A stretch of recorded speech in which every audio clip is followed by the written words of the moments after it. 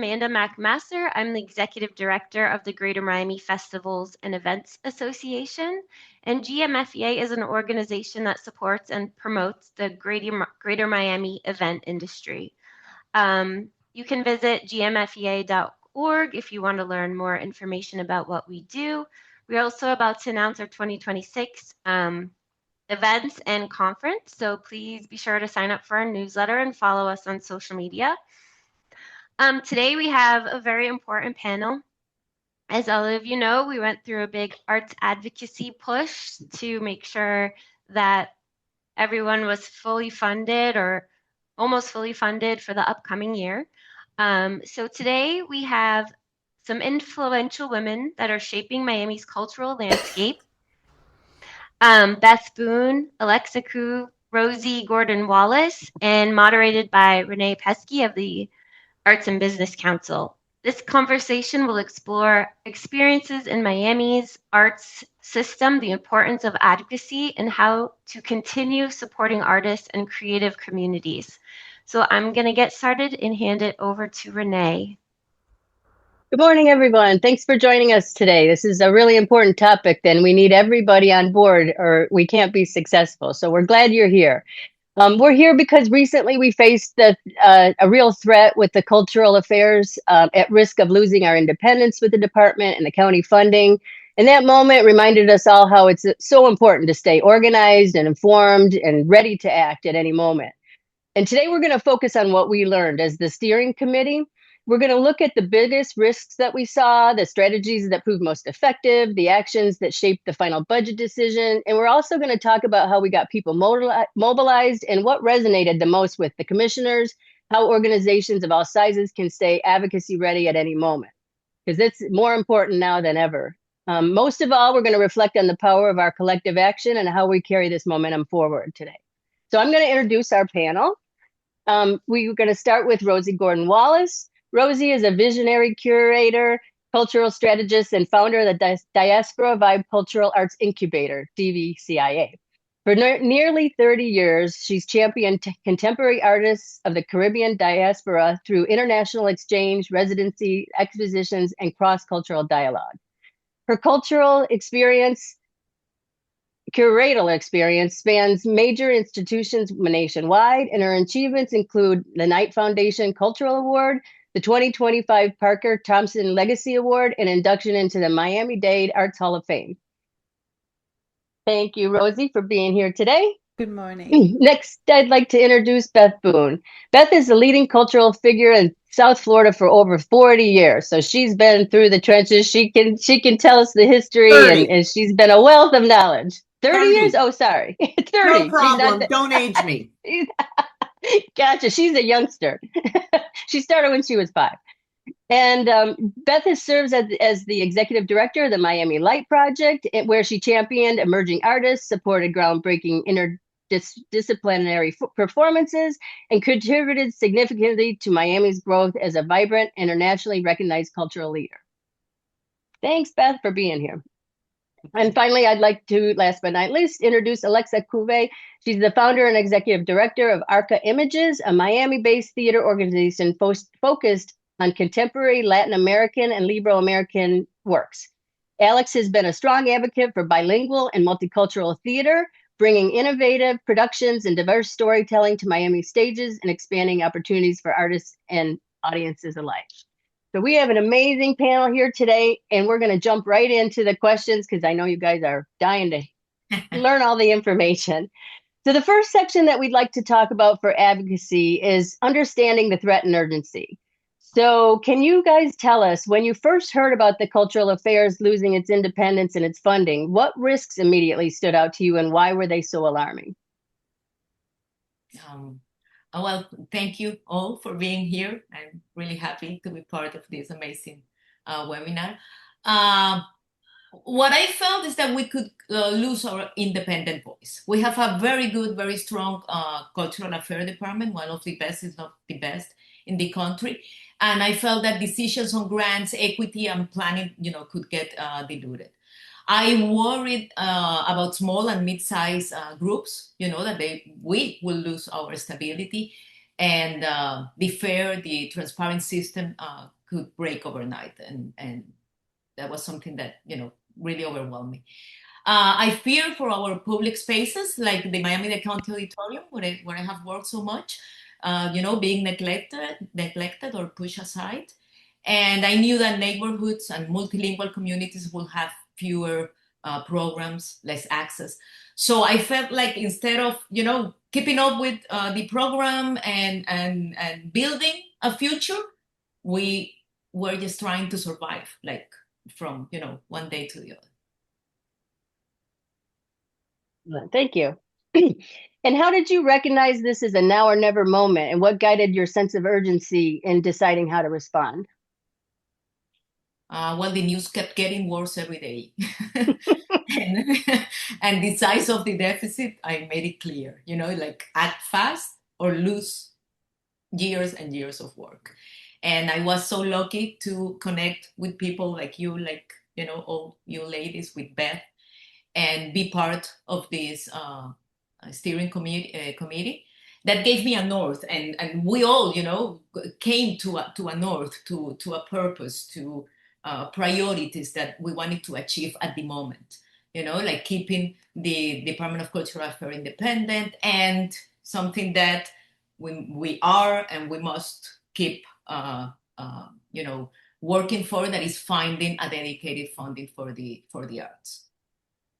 Yeah, for many of us, that sense of urgency literally came down when that budget came down in July. I'll never forget the day, because right from that moment, from early in the morning till midnight every night until the budget was passed, we were all chatting and working. And it really highlighted to me how, in my own learning, I really should have been more prepared ahead of time. We kind of saw the writing on the wall. We didn't see the writing about the merging of the departments at all, but we knew the funding was at risk.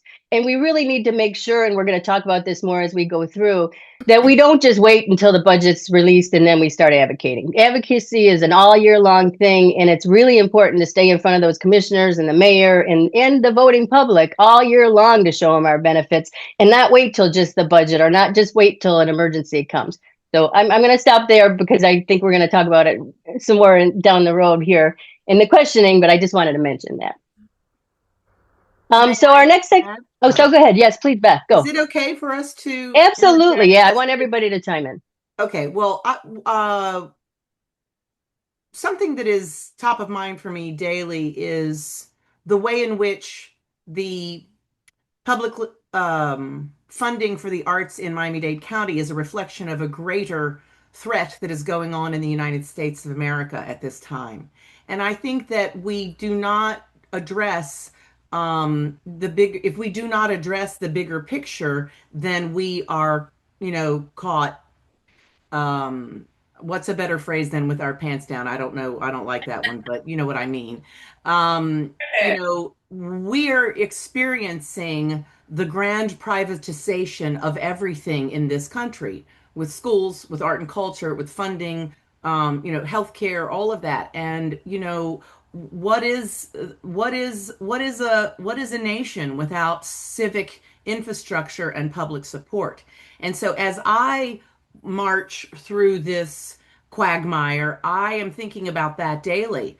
What are the ways in which the local actions that we take roll up to the national actions that we take and the trends that are happening in the country? And so I too was unsurprised by the proposed reduction in funding, though I was quite surprised by the extent of the proposed reductions. And I think it's really important for us to all recognize that we did not get a restoration of full funding. People keep saying that, either inadvertently or on purpose. We did not receive a full reinstatement of funding. There was about a 3% cut, and that was on top of an 11% cut last year. So I round up, and that 14% equals 15%, and 15% is very close to 25%. And that is a massive impact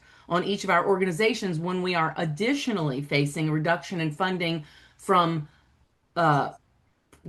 private sources, from corporations, from foundations, and most of all in the state of Florida by the wholesale elimination of the art and culture budget in 2024. It was vetoed.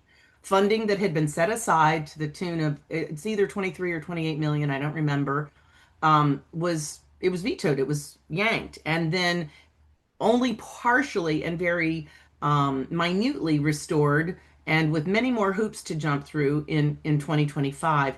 That on top of federal reduction in funding. Like I am committed to.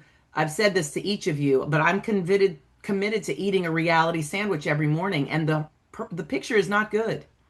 We are in a very, very difficult time. So while I acknowledge the very hard work that we all did coming together to push back and receive a temporary one-time reprieve to the funding cuts, to use the overused phrase, our work is so cut out for us. And a lot of people who are perhaps listening in on this webinar, and certainly those of us who are on this panel and on the steering committee, we continue to do the work daily, whether it's readily available or not, apparent, I mean to say. And the toughest road is ahead. I really believe it's important for us to say that out loud.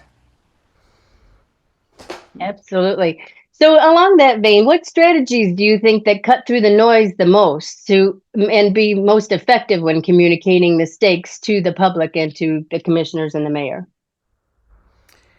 I'm going Rosie, to jump in here. Beth, thank you for that outline, because it clearly states why it is that we're committed to spending time in having this conversation.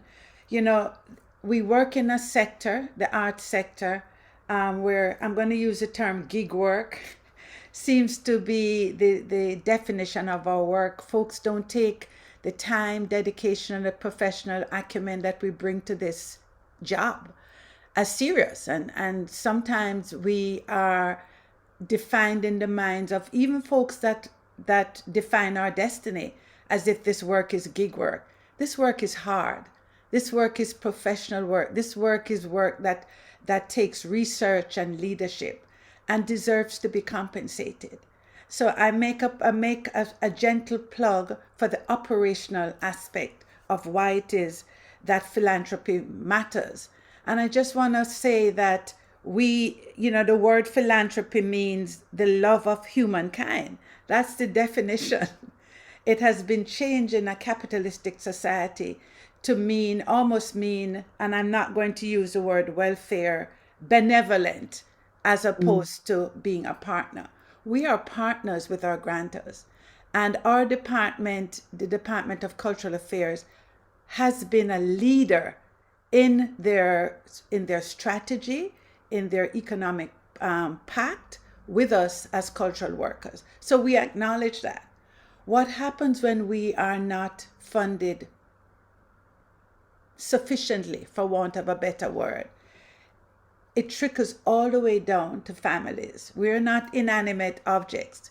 Each of us that serve here in this art sector are the outcome of the issues of our society. So when you pit one hardship against another, we are the hardship. In our advocacy, when we stood in line at the county, I kept feeling personally that, well, maybe we are fortunate. Maybe we shouldn't be in line for this opportunity to pitch to our county commissioners why it is that we're needed. We are used as billboards when this community needs us. We are the juice of this community. We are the spice of this community.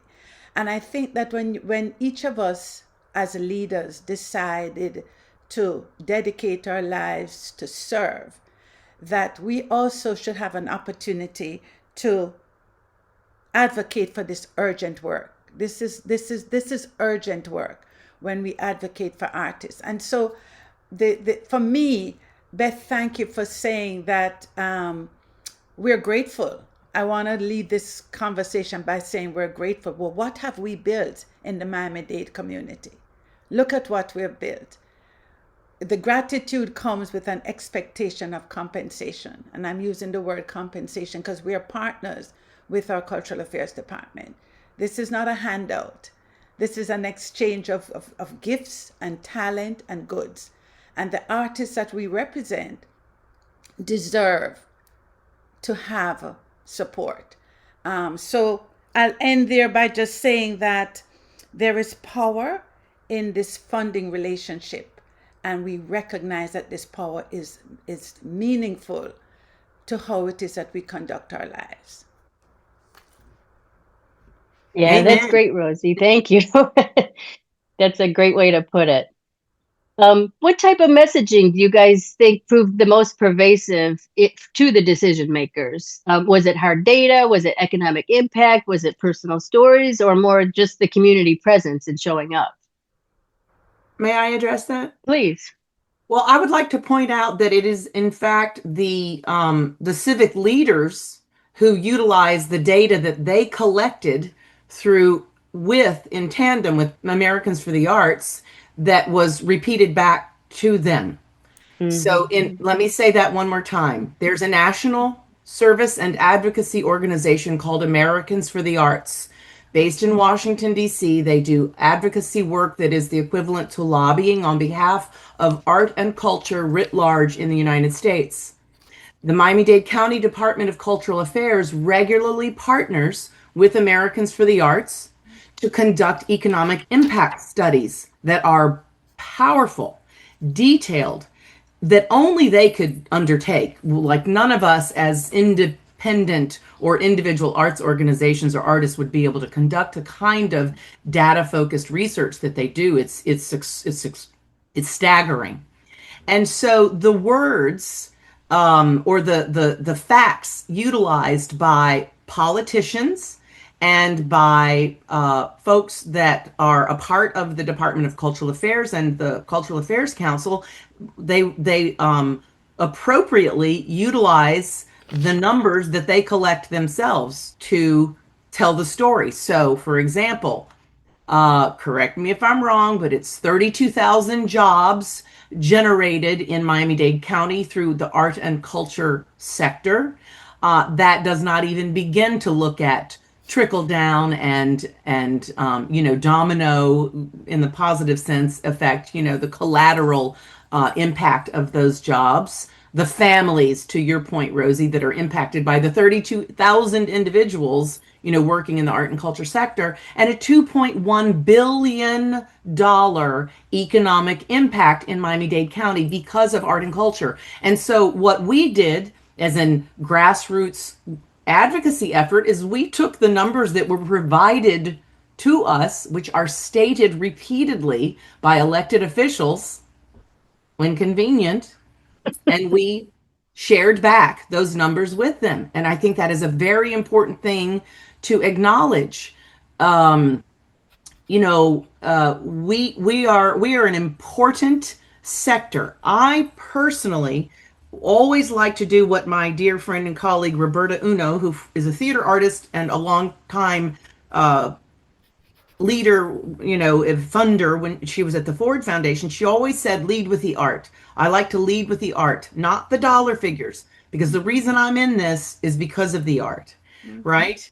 That said, we live in a culture that responds to numbers and responds to economic impact. And so to the extent that that's makes people sit up and listen, I think it's a very important thing to outline. And so I think I wanted to sort of clarify that and then say what I believe was so powerful about our campaign.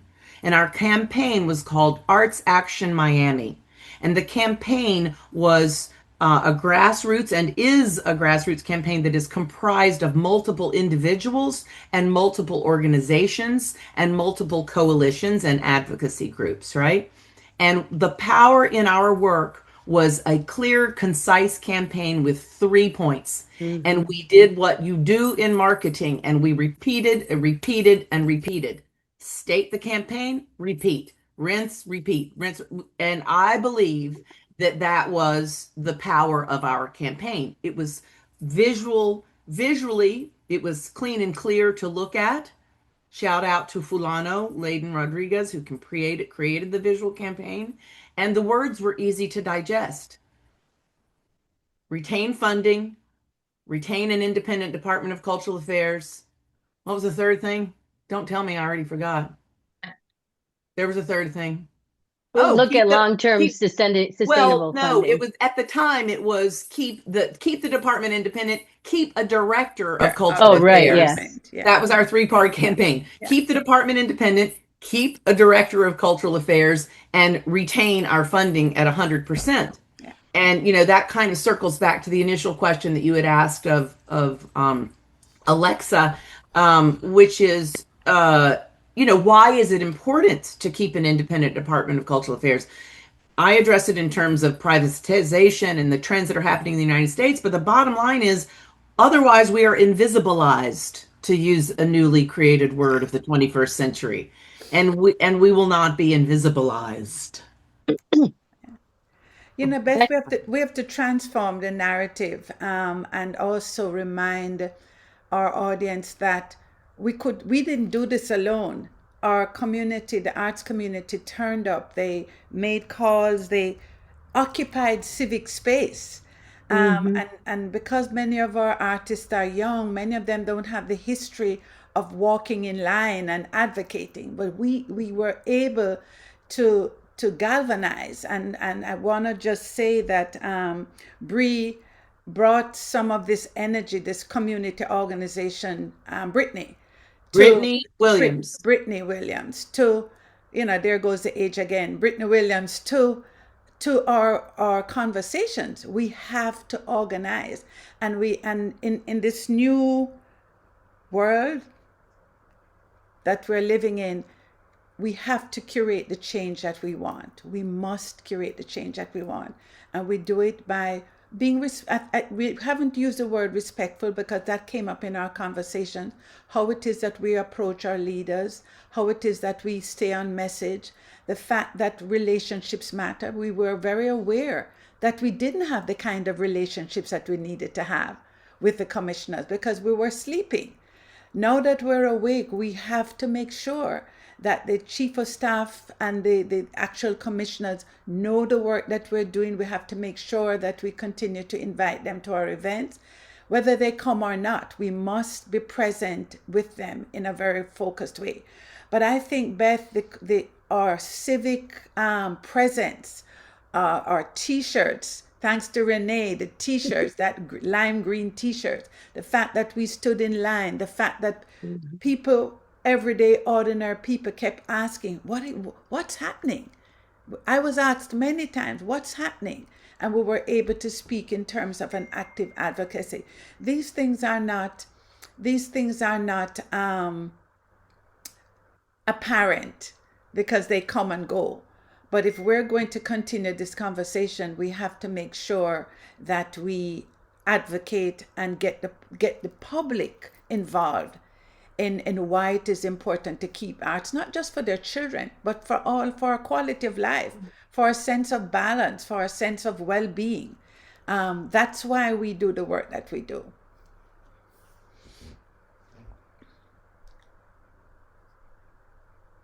I wanted to add real quick that yes, to everything that everyone has said, and it's specifically what you just said, Rosie, that when functionally what happened was that on July 15th, the mayor announced the budget. There was a press conference, and we all kind of got knocked back on our heels, and we were everyone sort of immediately galvanized. And this it started off with a simple text thread of a couple of people, and then we thought, well, let's move to WhatsApp because it's kind of an easier way to manage messages. And then we made that WhatsApp chat open, and we said to everyone, invite people and share this. And so that was the sort of the power of exponential math. And this is how it went. There were 4 people on the chat on Tuesday. On Thursday, there were 230 people in the chat. On Friday, there were 475 people in the chat. And over time, it got up to 700 plus people. Now, in very clear terms, I can say that approximately 10%, approximately, 50 to 70 people are apparently active in the chat, meaning saying things, in the chat. But let me be very clear, as everyone has already said, everybody on that chat was there for a reason and internalized and digested and created a plan of action of their own making as a result of this sort of groundswell. And so people, to your point, Rosie, work in different ways. Some people make phone calls, some people do emails, some people do letters, some people go in person, some people do protests, some people wear shirts, and so we did at a certain point we extrapolated a kind of smaller group of people and we call ourselves the steering committee, just because it was a more efficient way of making decisions and talking things through and kind of gathering words that were clear and efficient, and it's like, posting a to do and action. But we kept saying everything, everywhere, all at once. It's all of it. It is all of the above. That's what advocacy is. It takes many shapes and forms, and every single bit of it is necessary.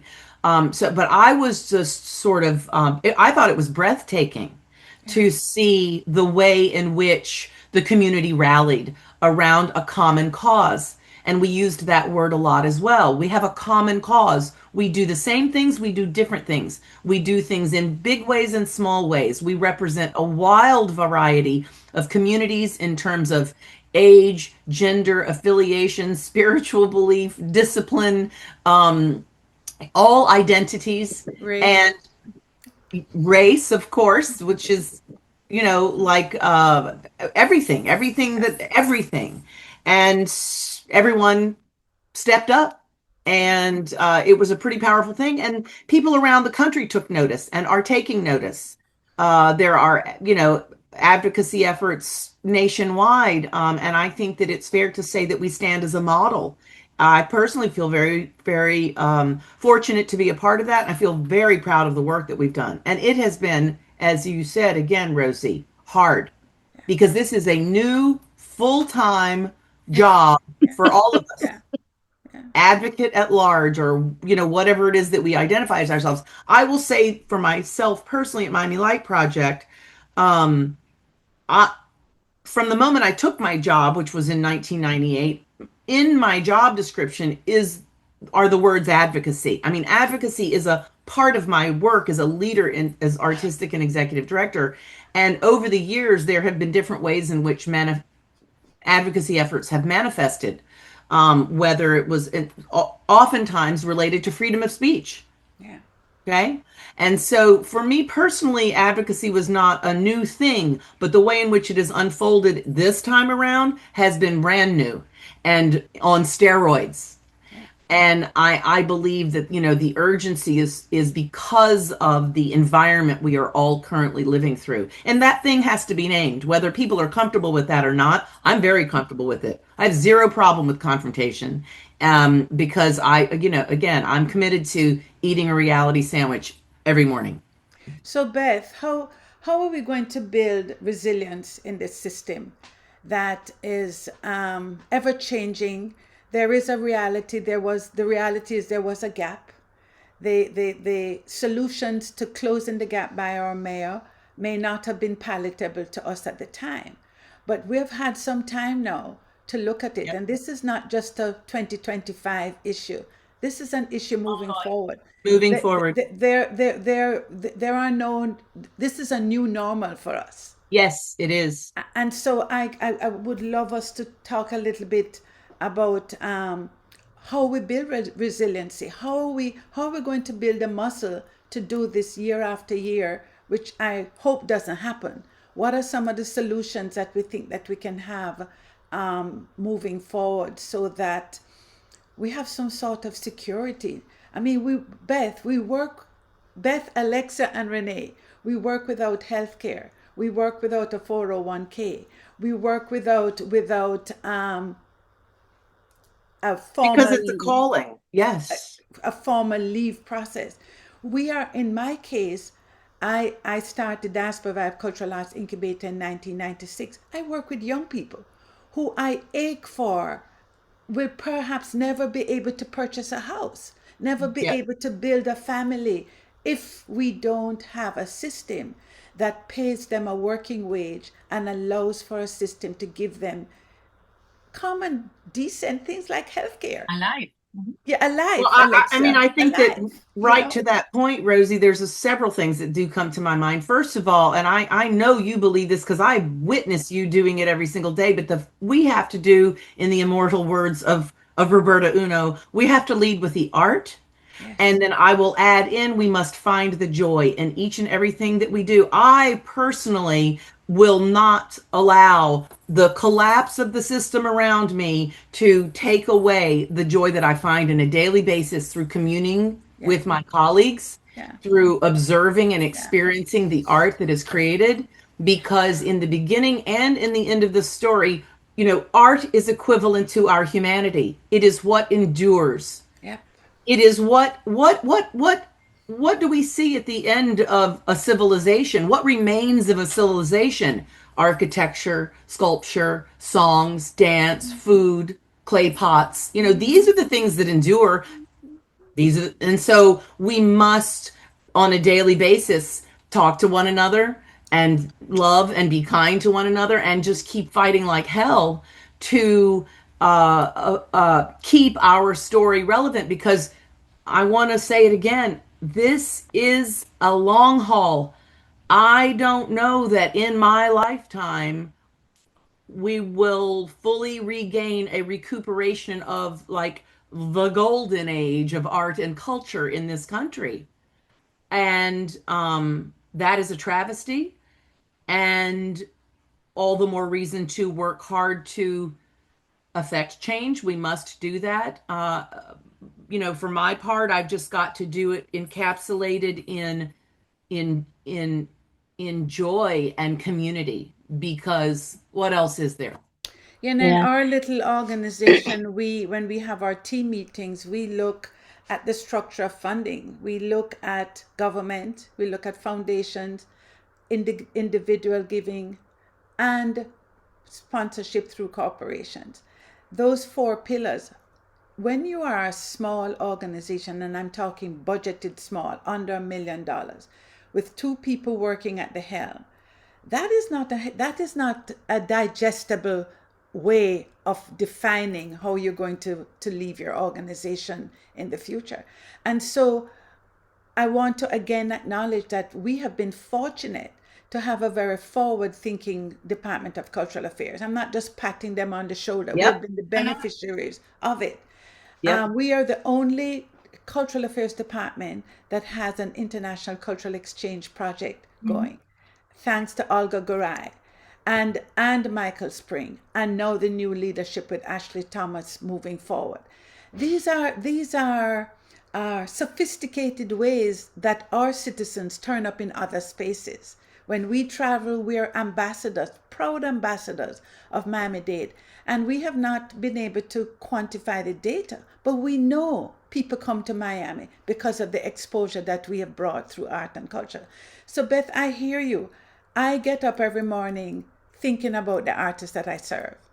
And I know we have not done it 100%, but it is the joy of watching them blossom that keeps us going. But that's not enough. If we are going to lead, if we're going to call a charge, what are some of the things that need to happen? We have to have access to be able to make the change.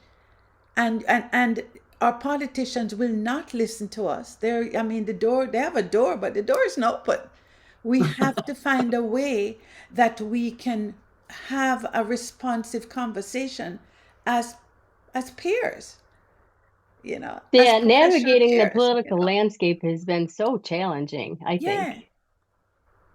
Can you guys give some examples of relationships that you think are most critical during this process, and which how can organizations cultivate this all year long? Yeah, well, besides our relationships, which is the essential one, uh, uh, I will say that I just realized this was an eye opener for me, because I was never in a crisis before, in my organization, and suddenly I get in all this work, and I realize what I have been told before, by people like Mario Ernesto Sanchez, that he used to tell me, Alexa, you have to go. I go there and there is no representation from the Hispanic community. I'm the only one you have to show. And I was one of those that never showed up. Because, yes, I don't want to deal with politicians. I don't want to go to cocktails. I don't want to do the PR. But this was, I mean, this shook me so, so hard. And it was like a shift in my mind from one day to the other that I jumped into the work with passion because, yes, we have a cause. And I understood, and I talked to those that think like I used to think, that I don't want to do that job and I don't like that job and I won't do it. Hey, that is the job that we have to do. If you have an organization, if you run an organization, it's a job that you have to do. And definitely to build a relationship with the commissioners, with the mayor, with the people that makes the laws and that takes decisions, and that should work with us and not against us. For me, has been like something that I realized that is key. That it's a must. It's a must, even when things are going well. It's a must. Oh yes. Well, I feel like you just touched on something, Alexa, that we have not necessarily said out loud. Though, Rosie, you and I have had this conversation so much, but we are at a critical juncture in the field of art and culture in terms of leadership transition, and this and which of course calls into the room mentorship and calls into the room strategy for leadership transition. This is a very important part of this discussion. I know that probably many people that I talk to roll their eyes because I always go back to prehistory. Even though I have not been in the arts 40 years, but 30, but anyway, I think about this all the time. The National Endowment for the Arts was established in 1965. That's not all that long ago. Some people might think it is, but I'm here to tell you it's not. And, the tax designation of 501c3 was established not all that long ago. And until those two things happened, the way that art and culture was funded in this country was completely based on the European model of impresarios and private support. And then public support began to be a thing. So without, at the risk of going through the entire, history of the last 60 years, I think all of that leads up to an important thing, which is this. There have really only been two distinct moments of substantial leadership transition in our field in these last, let's call it 60 years. Let's call it the Saturn return. Isn't that what it's called? I don't even know enough. I don't know enough about astrology, but to get myself in trouble. But I know that the Saturn return is like every 30 years or something like that. So let's call this the third. It's going on. It's going on now. The third Saturn return. And anyway, we really do need to think in terms of how the baton is passed. And so I'm very moved to hear your story, Alexa, about the late great Mario Ernesto Sanchez, who was a towering figure in our community. Yes. I can't say that without crying. Right. In the last 45 years, right? Since establishing the festival. And so the fact that he took you aside and said those things to you was fortunate, his job, and lucky for all of us. And when we all must do that. I know that Rosie is doing that on the daily. I would like to think that I work on that same level as well. We're in a sea change. It's a lot coming at us at once because it's hard to be, in crisis with your individual organization. Alexa, you said this is the first time you went through crisis. I've been through about 4 or 5 or 6 or 10 at Miami Light Project in 27 years. Okay. And the crises are often or always related to funding for what we do, but nevertheless, we persist, right? Like somehow we continue on. So, Rosie, you and Renee, you have both said on 2 or 3 occasions in this conversation, like, what are some specific strategies to do to mitigate what we are facing? So I'll say a couple things I think. maintain our grassroots coalition and strengthen it by convening, connection, and communication. Create phase 2 of our campaign, our Arts Action Miami campaign, which is actively happening. Just this morning, I had a conversation with Layden about it. Okay, so a campaign helps everyone because it gives you a thing to rally around, and then repeat, rinse and repeat. 3, do not let up on the development of our relationships with elected officials. We elect them. One of the people in our steering committee, Brittany Williams, who's a community activist, a political activist, a community organizer, an artist. I should have said that first because she's dancer, choreographer, theater artist. Pardon me for not saying that first. She's constantly talking about, people power. Yeah. And she's right to say that each and every day. The people do have power. It may not feel like it, and I think certainly some communities feel that way more than others, but I think that lifting up our voices on the daily with our elected officials is our civic duty. So I think those, for my part, those are some things that are concrete that we can and will do or continue to do.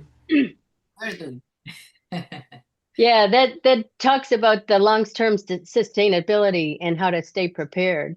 Long-term sustainability is a huge issue that I know the council is working on right now. The mayor is looking at, the steering committee has been involved, and just the community at whole.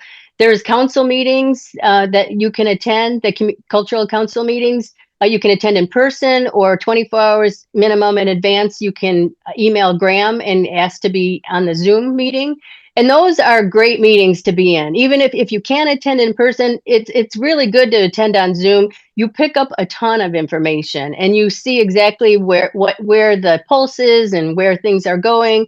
And it also shows the council and then subsequently the commissioners and the mayor how invested we are as a community. And that goes a long way too.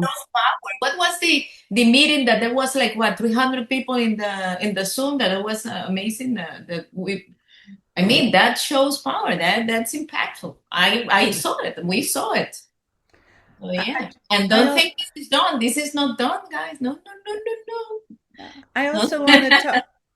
Renee, just want to follow up on some of the things that Beth said when we're talking about things that we need to look at, the financial deficits, that we have to remember the message of our organization, the value of our organizations is really important, so that we don't have the burden of a false it's not false, an impression of lack leading, that we lead with the values of our organization in this time of financial deficit.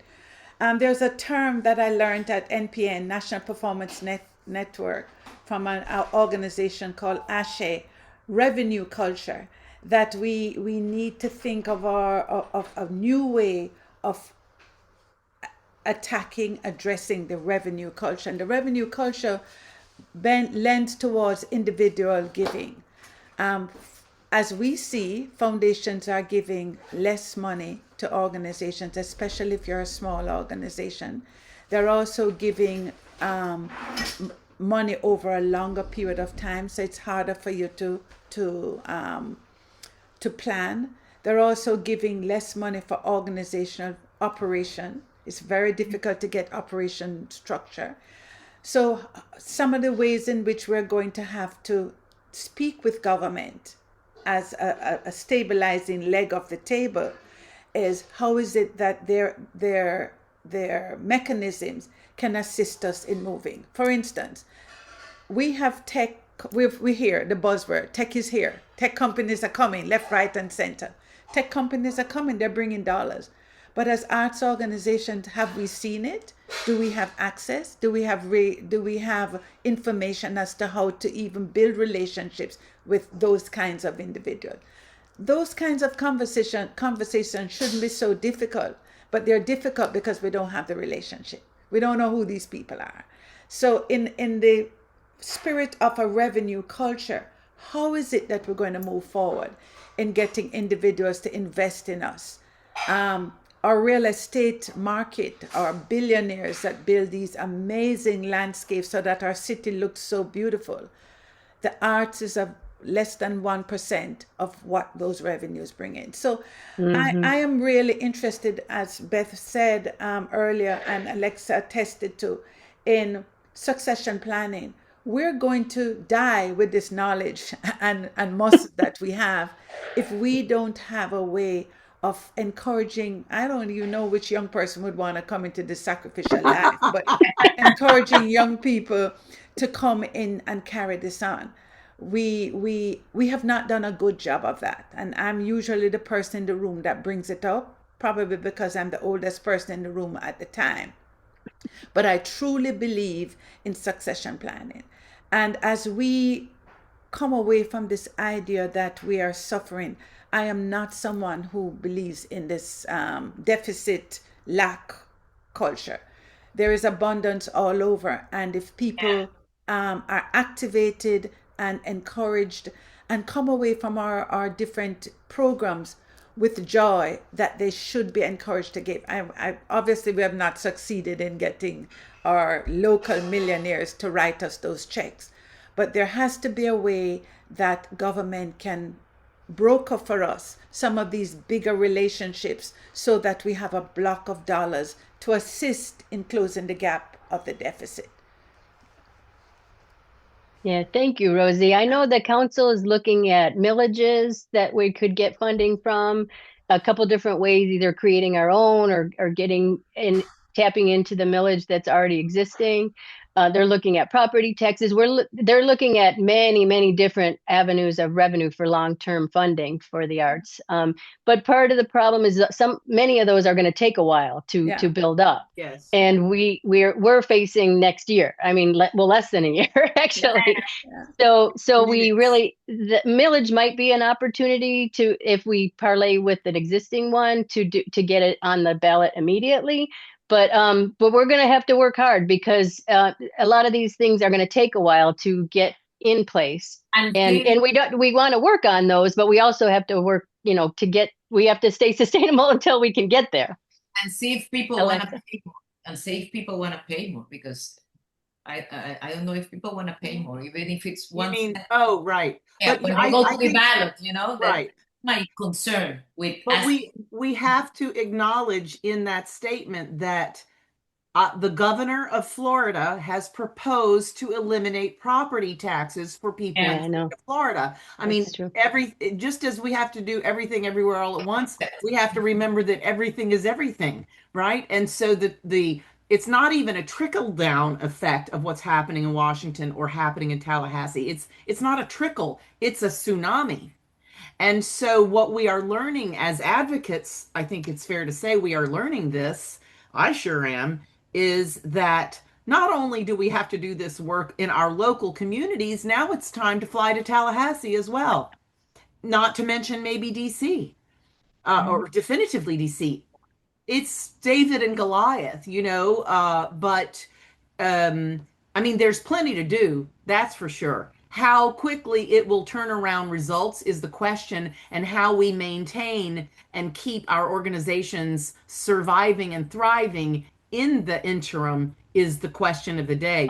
Personally, I don't have the answer for it. Of course we know that raising private support is essential, but you know who you know. It's not like I can just turn around and go, oh, you're a person, hello, that I do not know, please give us $1 million.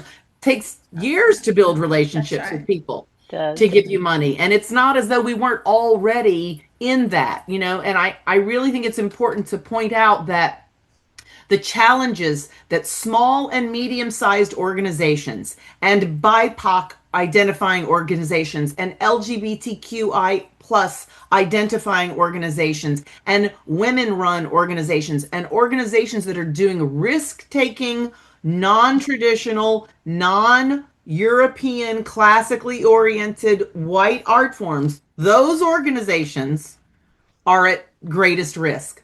Those, to Rosie's point, which are under $1 million. Ashe. Those are the organizations that are at greatest risk, and it is directly tied to a crushing tsunami of egregious restriction on freedom of speech in this country. Like, we got to say it.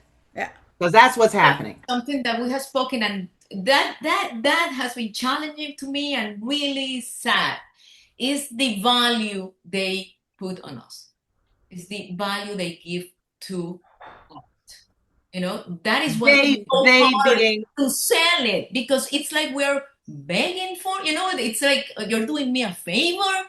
It's like this is charity. Oh, they can't survive if we don't give them money. That to me has been that has been the most challenging, you know, aspect of all this process. How to change that frame of mind, you know? How do I have to convince you of the value that our work Yeah. has? well, we have to elect new people. Yeah, vote. That's important. So we Uh-oh, don't have a whole our lot of moderator time came left. on. We're in trouble. No, not in trouble at all. This is a great conversation. We could probably talk about this for hours, Oh, and yeah. we have. But we want to open it up to questions. If any of you all have some questions, we'd love to hear from you, and we're happy to answer. You can just go off mute and ask your questions, or put it in the chat. Either way. I can bring everybody on if you want. Open I it would up. love to see who's in the Sure. room. Okay, I'll get everyone on.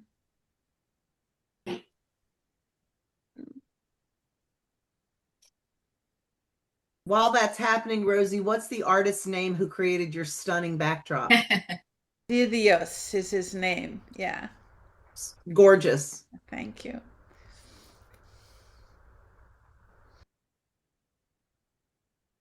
I have AI generated grass blades with water on them, as you can see. I have my daughters. I love you, Mom. Aw, that's the best kind of art. You know, Renee, I just want to say that we didn't bring up the word COVID while we're waiting for questions, but there's a philanthropy before COVID and philanthropy after. There's a before and after in terms of how we look at philanthropy. And I don't know if we're ever going to go back to the old ways of philanthropy. And it's something that we don't talk about enough, but there has definitely been a change. There's also a change in our leadership in the country. We're all aware of that because we are all here. And the backslap of us trying to clean up our websites, change our language, change our mission is something that we also have to bring in the room. I'm Black 365 days of the year, not just in February. And it is a joy to live in this body, but it is also a responsibility that I bear as I lead Diaspora Vibe Cultural Arts Incubator. And as we talk about the popular terms that are being raised in our communities. So it's complicated. It's complicated. I encourage our artists and our organizations to stay on mission. The only way that we can continue to do this work is if mission guides us rather than the dollars. If we keep chasing the dollars, our mission we'll have mission bleed. Mm-hmm. And that's really, I can't do that. I couldn't wake up every morning if I had to decide what it is that I'm working towards and who is it that I'm working for. My team will tell you, I ask them all the time, why are we doing this work and who are we doing it for? You know, so COVID came and things shifted, and philanthropy also shifted, and many of the dollars went away in terms of how people thought about giving us. Just wanted to bring that word into the conversation because we neglected to say it. Absolutely. Thank you, Rosie. So any questions from the audience? Ruby, go ahead. Hi, guys. First of all, I want to say that you guys are my heroes. You know that. The work that you've done has been amazing. I've learned so much from you guys, and I am very thankful for that. Not only after all the everything that we did during this crazy summer, but through the year, especially with Rosie, every time she speaks, I do listen to her. So I am very thankful for that. I think we need to encourage each organization, that's my thought, to cooperate with each other in the sense of being there for them in performances and exchanging tickets. I don't know, some way so we can speak to all the audiences, and maybe if one of you come to, let's say, the Nutcracker performance, just get there and speak. So the audiences don't see the same face begging for money, begging for this, begging to write a letter, so we can change a little bit, and our audience would say, oh, it's not only Ruby speaking about this, there's another person. What organization is that? And I think it's going to benefit all of us. So maybe in the Arts Action Coalition that we have, encourage that or plan something about that, so we can share our audiences. We need to educate our audiences, because that's, Rosie says it very clearly. So the audiences changed after COVID, and they don't understand. There's like a gap there that is missing. I have to go to a show. I have to experience something live. That was totally lost, and we're fighting to get it back. And we've been in this with this organization for 28 years. I'm 1 year younger than you, Rosie. So please don't call yourself old. 1 year younger. So this is a fight that we've been doing too, And when we were almost there, boom, everything collapsed. So this is the time that we have to share with each other and give everybody that chance. That's my subjective. When is the Nutcracker? All this weekend and next weekend. Oh, this weekend. Okay, good. Okay. Let me know if you guys want to come. You prompted me to put up our current exhibition. I'm embarrassed that I didn't have it up before. And Ruby, I admire you. I used to take the kids in Wynwood to the Nutcracker. And the thing is, the multidisciplinary excellence that this community has is almost unparalleled. Beth and I and Alexa travel all over the country. We can be really proud of the work that we produce. And I think that, as Beth said earlier, we have to lead with the arts. We have to lead with why it is that we're doing this work. We have to lead with the fact that it brings us joy. Because if not, I don't know if we could stand in line in our lime green shirts as well. We couldn't. So, yeah, we just couldn't, right, Renee? No way. Listen, Couldn't and at all. if you saw too many Nutcrackers in your life, Never. just come, speak, and go. No, you can never see enough nutcrackers, in my opinion. What a beautiful music, isn't it? It is beautiful. All right. Wonderful. Okay, anyone else with questions? I can't really see hands, so you might just want to unmute. I have a quick question. In terms of the chat, is there a way to preserve that and share it with folks who are either not on the call or on the call, but it's hard to kind of read that and be present at the same time? Because there's some nice links and comments in there. So somebody can answer that later. But anyway. Rebecca Wakefield has a wonderful question. She says, hi all. I spent a decade or more in local political ecosystems as a chief of staff for several local politicians, among other gigs. She's using the term gigs again. Also, I'm a former journalist and advocate and strategist in various roles. Was very impressed with what you all put together. Could not agree more with Beth's perspective. Happy to help you think through survival tactics. Beth, sign her up. I'm sending her a text message right now. Next year's budget will be even more challenging, and she gave her contact on the chat. Beautiful. Rebecca, thank you. We were. Let me just say, I was weak in the political strategy because many of the commissioners, new commissioners, I didn't know them. In the past, I had chief of staff numbers, and I confessed that it wasn't easy, and I was working in the background, asking my nephew Marlon Hill to call and give me numbers of people Marlon's that great. we knew. We could definitely do a session on how it is that you navigate county, and how it is, what is the protocol if you go there and shout at people that don't want to see you. There is a definite professional protocol in that I would like to learn. I would be happy to help. I'm a huge admirer of most of everyone here does so many awesome, cool things that I've benefited as, attending over the years. I've seen a lot of things. Graham's my boy. Love Graham at the county. He's fantastic. But you're entering this time of uncertainty, nonprofits in general, arts in particular. I think what you put together reminded me of the campaign to save the libraries back in the Jimenez era, if any of you all were around for that. But, the part of the political reality is the churn rate of term limits means that you've got new people flowing in and out. In the old days, the county commissioner might be there 20, 30 years. The staffs are the same. But now the churn rate, so you have to keep educating new people all the time. You can't just rely on relationships that you had 5 and 10 years ago. You have to keep swimming and keep looking for ways, looking at your cities, looking at your counties, looking at your state, and realizing these people flow through the ecosystem. We recycle our politicians. So really being intentional about that long term, and giving them personal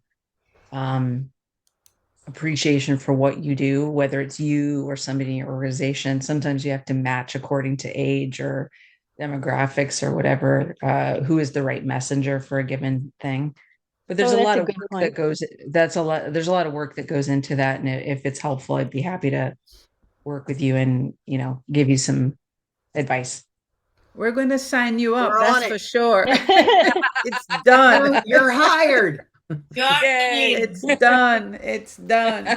Yeah. But this is a great example of how important it is for all of us to come together. Like, there's so many people out there. All of you all have so much information and knowledge at your fingertips, and ideas and out of the box thinking that we all need together to collaborate. Because everyone has an important piece of their voice, and everyone has a piece they can bring to the table. So this is amazing. And we all have different styles, which is also important. We come to it with a lot of passion. And in our meetings, Beth, I want to go on record to thank you for your leadership, and Renee, during this time when your mom is ill, that you gave all those hours. We could lean on you to rephrase stuff. And I bring Brittany up again because Brittany is the next generation. And I was hoping she would be on the call, because every time she talks about people power, I feel this thing in my gut. She gets excited. I grew up, I'm from Jamaica. I grew up on power for the people. That was what Michael Manley talked about in Jamaica. Yeah. And as I've gotten older, I've lost that passion or the belief that there is power in the people. And Brittany brings it up every time we meet. The organizers on the ground, she says, we have to work, we have to organize. And I think that we have to organize with intelligence, we have to organize with passion, but we also have to organize with data. And Beth, you brought up the data. We have spent 30 years of our lives in Miami-Dade County doing the work. This is not a negotiation of whether we deserve support or not. We have done the work. This is a time that we say to our governor, did I say governor? Our governor, our mayor, our county commissioners, our city. How can we make this place a better place? What else can we do? How can you support us in helping us to make this place a better place? All of our artists are deserving of the services: housing, healthcare, childcare, elder care. And we have not paid, perhaps, we don't have the language to remind our county commissioners that the work is not done by elves. That's right. The work is done by human beings, that all the services that they put ahead of the arts, we are deserving of those services as well. We don't go around complaining that we don't have this and we don't have that. But many times our artists are on the precipice and in need of service. And I think that we have to find a better way to tell the story. That's all I can say. We just have to find a better way. And we have to get the young people like Brittany fired up that there is power in the people, for the people, and with the people. I am challenging myself because I've kind of lost the belief that there is power. You know, I got a backslid. For those of you who go to church, I became a backslider because of how we have been treated as citizens. So yeah. Thank Rosie, you, Brittany. I wanted to add something that about Brittany that you've said this before as well. One of the many smart things that she brings to the table is she is consistently talking about the ways in which we need to cross sectors in our community organizing. Okay, Yes. that's part of her intelligence in this realm.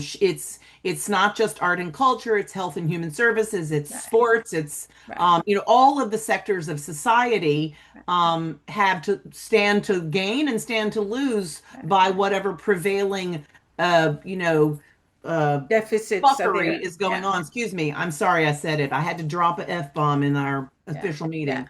But so I really think that's an important thing. I would like to call out, like, for example, Miami Freedom Project, founded by Ana Sofia Pelaez, is an extraordinary organization that's a collaborator, and it does things through art and culture, but also in other sectors of life, and that we included in the good next steps of our work is reaching into forming a deliberate or an intentional collaborative approach with the ACLU and with Miami Workers Center, Miami Workers Center, etc.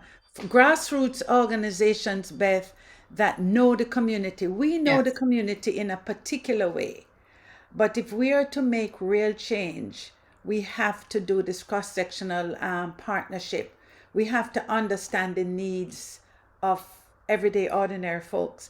And this notion that the arts is an elite part of our community has to go away. Folks, this is not easy work. I tell my team all the time, who would sign up for this work? Who is signing up for this work? This is work that is fueled by desire and passion and a need for deep-seated joy. And so we have to figure out a way, to Brittany's point, that she says the organizers become involved. And then we have to cross-discipline, even within ourselves. We have to activate those that have been sleeping. Not everyone came out, but everyone would benefit from the work. So we have to figure out a way to awaken the need so that those of us that are so-called leaders, when we get weary, we can tap someone on the side and push them into the leadership role. We're not doing a good job of that either. The people behind us are few, and it's not healthy. We won't be able to have resilience and sustainability if we don't have some next generation leaders coming into play. But I don't blame them. This is the next generation. They're tired. They're not going to stay for this foolishness. So yeah. So sorry guys, I just have a quick housekeeping because we are over time. Are we okay to keep going, or how are we doing? One last I'm happy to let you guys keep going if you want to talk. I did just want to ask, I know someone put it in the chat, about the WhatsApp. Like, what's the best way for everyone to continue this conversation offline and stay connected and do all these wonderful things together? Yeah, so we put it in the chat, and we just redid it too. So there's a link to the WhatsApp chat that you can join in the chat here. And there's also, I reposted the links to the both websites, the Arts Action Miami website and the Arts Alliance Action Advocacy website and Facebook pages. So those are the best way to get in touch. with the chat, we know it can get overwhelming. So we created announcement sections with just the highlights. So you don't have to weed through everything to find like calls to action. So right now, those are the best places to go. Renee, can I just say that Please. one of the things that happened recently and that has been happening for the past couple of years is our Give Miami Day from the Miami Foundation that is tough to do, but gives us at the end of the year unrestricted funds that our communities pay into at $25 minimum. And for us as an organization, it has been a really wonderful tool. We have some new people in town at the Knight Foundation. We don't have a lot of foundations here. We have to identify these foundations and find ways in which we can build relationships with them so that they can understand what we're doing and support us. I want to also say that there are organizations that have been in the trenches for a long time. M Ensemble. I always call them out because I admire the work that they've been doing. It's not, I have 30 years of labor. Beth has 25 years or 30 years as well. They have 40 plus, almost 50 years of labor. And then we have the institutions like the Adrian Arch and the museums that are here holding up the pillars. They don't seem to understand, in my mind, that the grassroots work is also about them. I don't see them in the lines with us, and I'm asking us to think about how and if we're going to change this ecosystem, we're going to all have to decide that it cannot be as unbalanced as it is in order for us to have a healthy way to move forward. Thank you, lose Rosie. my job, Beth, but that's really how I feel. I did just want to give Susan a chance to ask her question. She had her hand up earlier for a little bit, and I'll just get one more question in, if you don't mind. Sure. Hi, everyone. Susan, Thank you so much. Yeah. Can you hear me? Yeah. Yeah. So yeah, I just wanted to thank you all. It's not really a question per se, because I don't think we have time for, I do have a question, but we may not have time for that. I just wanted to reiterate, I think what Rosie was saying about working beyond arts and culture. And I think that's a really important factor. You know, as some of you know, I now lead the Things Lab, which is really at the intersection of arts and environment. So that's really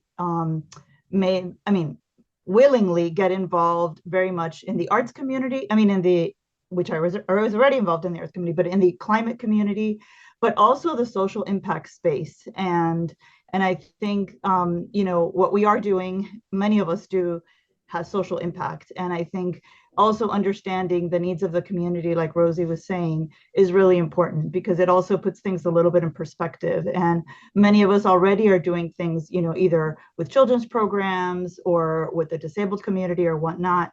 And I think that just really opens up your eyes, I think, to just the wider community, because we are in a silo in the arts community. I mean, we are, when we just are there, it's like we're speaking to the choir. And I think that I just really wanted to re-emphasize that. I've been doing some work with Catalyst Miami, but Deep Free Ocean, and, you know, several other organizations. And I just went to an event last night with Radical Partners, and that really has opened up a lot for me as a leader. And I just think we really can only benefit from engaging with these other sectors. Yeah. No, I agree. I totally agree. I don't know how we're going to do it and who's going to lead the charge, because these things don't happen in a vacuum. You have to have a leader, and that's why I said Renee and Beth have put in hours, countless hours, in keeping the steering committee together. And I just want to thank you both again for the time and labor. There is a Black administrators cohort that Kunya has started, and we've been meeting monthly. And it was separated from the bigger ecosystem of the arts, primarily because the Black community in Miami has particular needs that we see getting wider and wider and wider. And we've been trying to one, identify the difference pre-COVID and post-COVID, and why it is that there is some isolation in terms of the issues that we face. And Kunya has been the leader of bringing that group together. So people are doing stuff. I think, though, that in terms of the deficit of the budget, that has to be singular in how it is that we engage with government in making the change. Because I'm quoting Beth, things did not change the way we think it has. Mm-hmm. Wonderful. Thank you, Rosie. So I don't think there's any other questions. We want to just one last shot if anybody has anything. Hi. Roseanne? Yeah, sure. Go ahead. Okay, to start with, everybody listen to Ruby. She's like the most organized person and runs an amazing several organizations. We think of her as arts ballet, but there's a whole group of things that she does, and she's amazing. When she talks about collaboration between groups, and I hear people talking about the churn in politics, you guys know that I talk to everybody because that's my job. Those of you who don't know me, you just have to look me up.